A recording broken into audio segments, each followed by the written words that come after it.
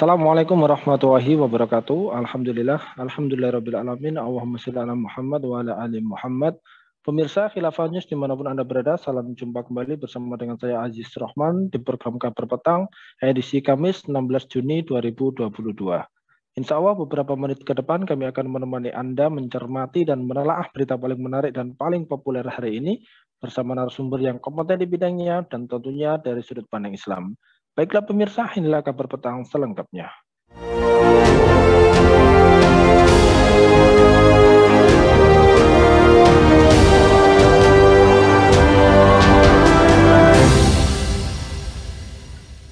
Pemirsa, juru kampanye Hutan Greenpeace Indonesia, Sekar Banjaran Aji, mengatakan pemberian izin aktivitas tambang emas di Kabupaten Kepulauan Sangihe, Sulawesi Utara, tak lepas dari pengesahan Undang-Undang Nomor 3 Tahun 2020 tentang minerba.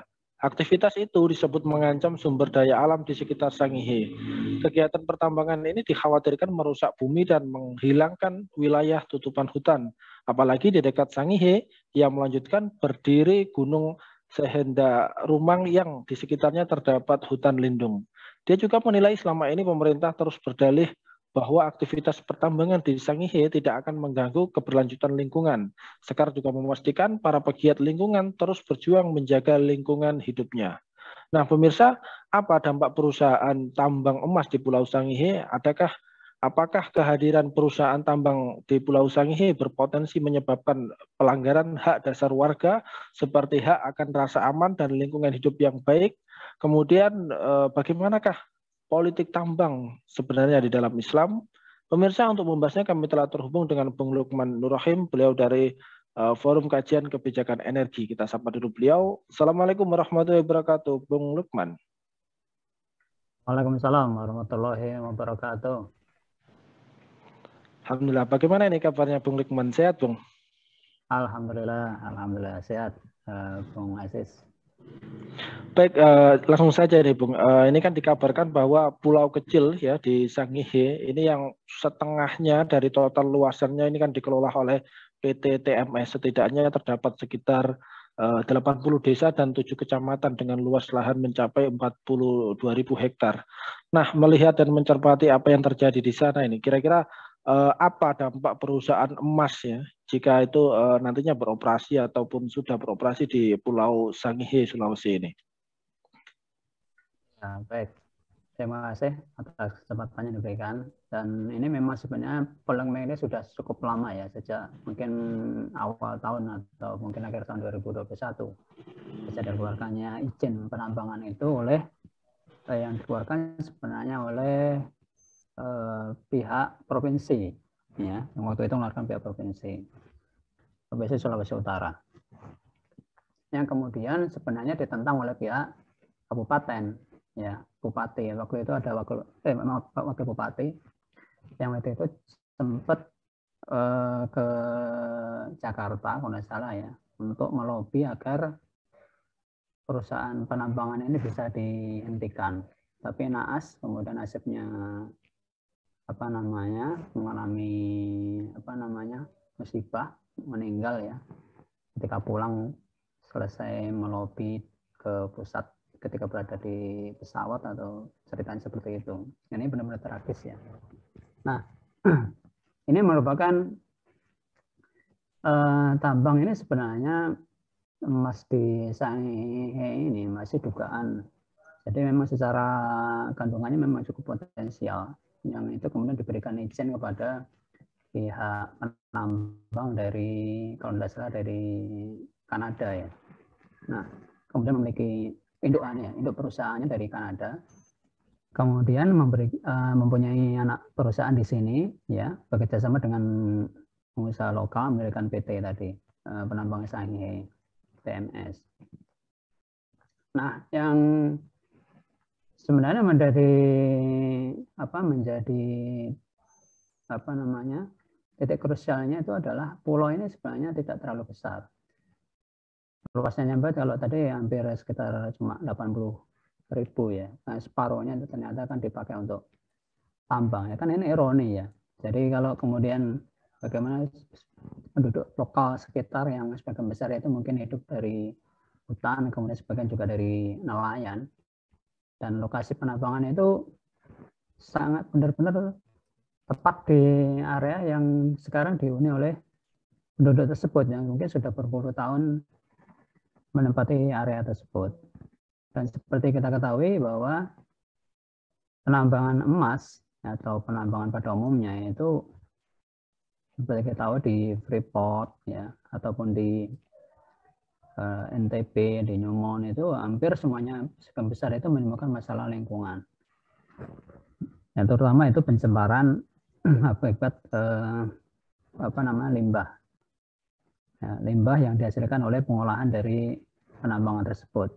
Yang biasanya jika tidak di tiling istilahnya ya, itu nanti kalau tidak dikelola dengan baik, nah, karena itu mengandung bahan-bahan kimia ya, seperti licin ya, 2SO4 ya, kemudian beberapa asam kuat yang digunakan untuk apalagi kalau emas itu biasanya menggunakan sejenis cyanida dan sebagainya, dan itu kan bahan-bahan yang B3 ya, bahan beracun berbahaya. Dan kemudian kalau itu sampai tidak dikelola dengan baik, tentu akan meracuni terutama sumber mata air, ya, tanah, dan terutama ini kan dekat dengan lingkungan. Itu sebenarnya sangat, dan yang paling pasti itu adalah penggundulan hutan. Ya, penggundulan hutan ini sudah pasti karena namanya penambangan mau tidak mau pasti akan melakukan pembersihan ya, soil clearance dan sebagainya. Dan ini yang tentu sangat mempengaruhi kehidupan masyarakat sekitar di penambangan tersebut. Demikian mungkin Bang Arman. Ya, baik.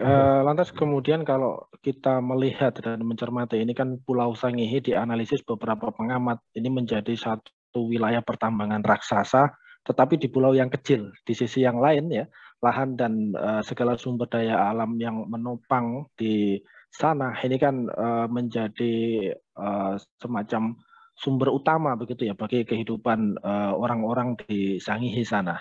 Nah, melihat dan mencermati hal tersebut, apakah perubahan bentang alam nantinya ya, di mana pertambangannya ini terbesar tapi di pulau kecil ya, ini nantinya bisa mengakibatkan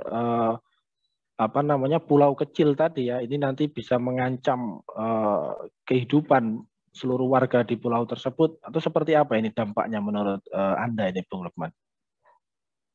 Ya pasti ya, kalau ancaman itu sudah jelas pasti. Dan ini seperti seolah-olah masyarakat yang tinggal itu seperti diusir secara paksa itu, dalam tanda kutip ya. Kalau kemudian daya dukung kehidupannya sudah tidak ada, misalnya lautnya tercemar, sumber mata airnya tercemar, tanah yang digarap menjadi rusak, apalagi selama ini mereka juga mata pencahariannya sebagai nelayan, petani, otomatis kalau lahan-lahannya sudah tidak bisa digarap, ya, ada bekas pencemaran penambangan, kemudian wilayah perairan yang juga tercemar, kehidupan biotanya banyak yang hancur, tentu nelayan akan lebih jauh lagi kan untuk nelayan, dan itu kan perlu biaya yang mahal. Nah tentunya ini lambat laun pasti penduduk sekitar akan ya tanda kutip tadi terusir secara paksa dari tanah tempat tinggal yang dihuni sudah bertahun-tahun ya, mungkin berpuluh tahun di pulau tersebut. Ini kan suatu kebijakan yang zalim yang dikeluarkan oleh pemerintah kalau sampai ini benar-benar terjadi. Itu ancamannya sudah sangat nyata karena lingkungannya kan cuma sekitar kecil ya, pulau kecil, kemudian hampir separuh sudah diberikan konsesi ya, diberikan kepada perusahaan asing, swasta asing untuk mengelola itu sampai sekitar mungkin tidak cukup mungkin 10-20, berarti pasti lebih itu, sekitar mungkin 30 tahunan yang biasanya untuk untuk eksplorasi penambangan itu. Nah itu makanya ya wajar kemudian penduduk ya, apalagi mestinya yang pemerintah lokal, bupati ini kalau ingin membela kepentingan rakyatnya tentu setidaknya ini harus dibatalkan. Demikian. Ya baik, berarti kehadiran perusahaan tambang di Pulau Sangihe ini nantinya berpotensi untuk menyebabkan semacam pelanggaran hak dasar warga begitu ya, seperti hak untuk rasa aman dan juga hak hidup dengan lingkungan yang baik. Seperti itukah, Bung Lukman? Iya, iya. Yang mungkin kalau di awal penambangan mungkin belum terasa ya. Mungkin di awal-awal belum. Ini dampaknya penambangan itu sebenarnya dampaknya itu jangka panjang. Karena proses eksplorasinya, penambangannya, limbahnya itu penanganannya kalau ingin kemudian di, dikembalikan lagi ya direstorasi istilahnya kembali ke seperti sebelum ada penambangan itu butuh waktu berpuluh-puluh tahun jadi tidak cukup seperti misalnya bekas lubangnya itu aja itu akan menyebabkan danau-danau timbunan danau baru dan itu tentu menyebabkan ada kemungkinan ada longsor ya dan erosi dan sebagainya. Nah ini sebenarnya sudah sangat mengancam kehidupan masyarakat tersebut. Nah ini sebenarnya ini serius ya, artinya ini ancaman sudah sangat serius. Artinya mereka pasti akan kehilangan tempat tinggal, kehilangan tempat mata pencarian yang mungkin sangat tergantung mereka ya pada kehidupan alam di sana yang secara geografis wilayahnya kan cuma sempit kan itu ya. Jadi pulaunya kan kecil. Itu tadi maka saya mengatakan ini tanda kutip seperti diusir secara paksa gitu atau pelan-pelan mereka pasti akan meninggalkan kalau itu terjadi betul-betul penambangan itu dilakukan. Ya baik, lantas kemudian pertanyaan selanjutnya adalah jika memang itu nantinya ya penambangan itu terjadi ya dengan luasan yang hampir separuh dari pulau kecil tersebut, kira-kira apa ini? Bagaimana langkah nyata yang bisa dilakukan untuk menyelamatkan warga dan juga Pulau Sangihe, serta bagaimana cara untuk menyelamatkan sumber daya alam yang ada di pulau tersebut? Yang langkah pertama dilakukan pertama satu karena ini izin penambangan ini harus dicabut. Nah, pencabutan ini harus dilakukan oleh pihak yang berwenang, terutama baik itu pemerintah pusat, pemerintah daerah ya di provinsi maupun daerah di kabupaten. Nah, ini harus semua masyarakat, terutama mungkin ya para seluruh lapisan masyarakat, mungkin termasuk DPR atau mungkin para lembaga-lembaga adat di sana, itu harus terus mendesak, melakukan desaan kepada menyuarakan hal ini baik kepada pemerintah daerah maupun pemerintah pusat untuk mencabut izin dari perusahaan tersebut.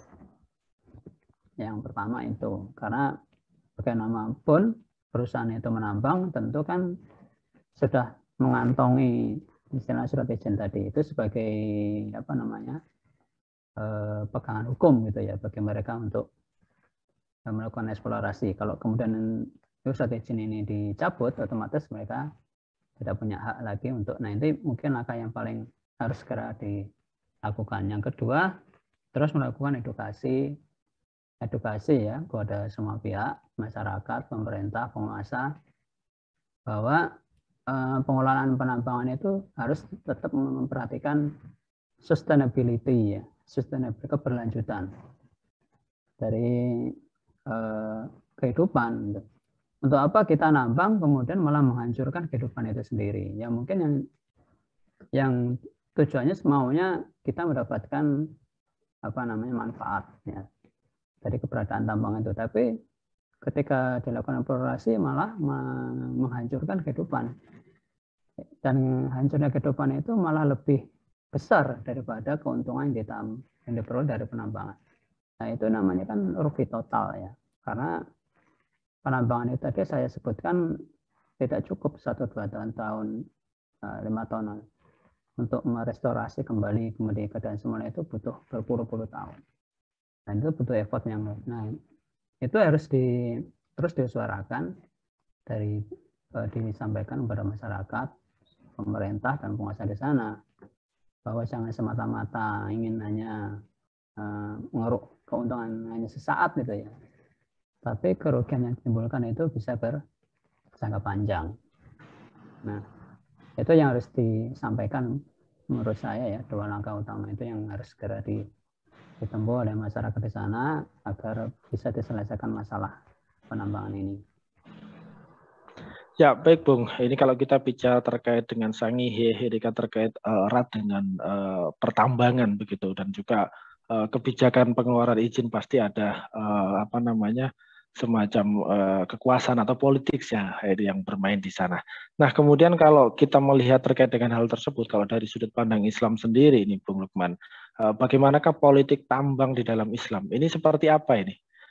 Agar kekayaan tambang alam itu bisa mensejahterakan rakyat ini. Mohon penjelasannya. Ya, baik.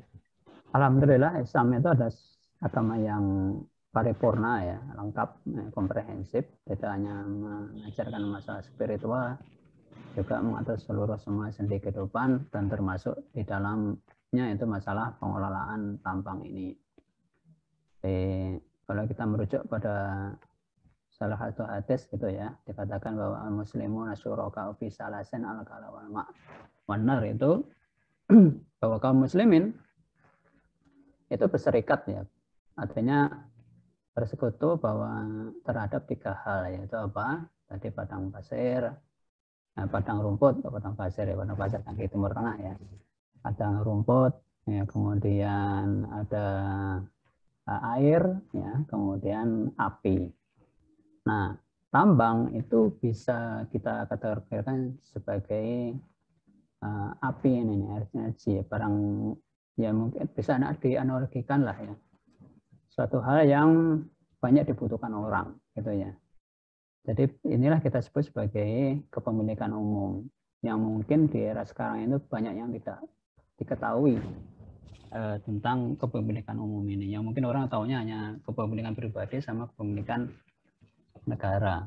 Nah, sebenarnya di Islam ada satu kategori lagi, yaitu kepemilikan umum. Ya, kalau kita lihat sekarang ya seperti jalan, sungai, laut, ya. Kemudian tadi ada padang rumput, itu kalau di Indonesia ya mungkin hutan. Hutan itu berarti mungkin di sini ya termasuk di dalamnya ada tambangnya, bahan-bahan mineral, dan itu tuh berarti maksudnya milik umum. Ini harusnya ya semua hak kepemilikan itu tidak boleh diberikan pada satu golongan atau satu orang saja. Jadi namanya tadi kan semua masyarakat ya sebuah negara itu berhak untuk mendapatkan kemanfaatan dari ketiga hal tadi, termasuk di sini kalau tambang. Nah, di dalam Islam karena ini milik umum ya, maka haram diberikan mengambil keuntungan gitu ya. Di hadis di kalimat di hadis tadi terakhir itu tidak salah katakan haram hukumnya mengambil keuntungan terhadap 3 hal tadi. Artinya ada diperjualbelikan mengadakan keuntungan itu haram hukumnya. Nah, ini artinya bahwa pengelolaannya harus dikembalikan kepada negara ya. Yang dalam hal ini mungkin dalam tanda kutip ya, mungkin kalau mungkin sekarang bahasanya BUMN gitu aja ya. Yang orientasinya adalah memberikan kemanfaatan yang sebesar-besarnya bagi kesejahteraan rakyat. Jadi disinilah makanya, cuma sayang BUMN sekarang kan cuma orientasinya kan untuk mengejar profit ya. Nah, kalau di Islam yang dikejar itu adalah bagaimana bisa memberikan pelayanan, bisa memberikan kemanfaatan sebagai pelayan bagi seluruh rakyat yang bernaung di sebuah negara Islam. Ya, jadi dalam hal ini negara prinsipnya bukan sebagai seorang pedagang gitu ya. Kalau sekarang kan negara itu ibaratnya sebagai bertransaksi dengan masyarakat itu kan seolah-olah sebagai transaksi jual beli. Nah, kalau di dalam Islam negara itu sebagai pelayan, melayani akan kebutuhan rakyatnya.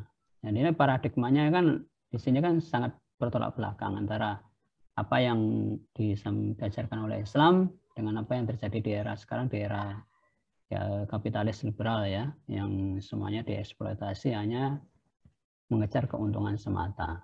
Nah, dari sini maka diharapkan bahwa kebermanfaatan tambang-tambang tadi itu bisa dirasakan oleh semua rakyat, semua umat di negara tersebut. Nah, inilah sebabnya era Islam menjadikan sebagai agama yang rahmatan lil alamin. Demikian Bang Aziz. Ya, baik, Masya Allah nih penjelasan dan juga pencerahan yang luar biasa ini. Syukran wa jazakumullahu khairan katsiran kepada Bung Lukman ini.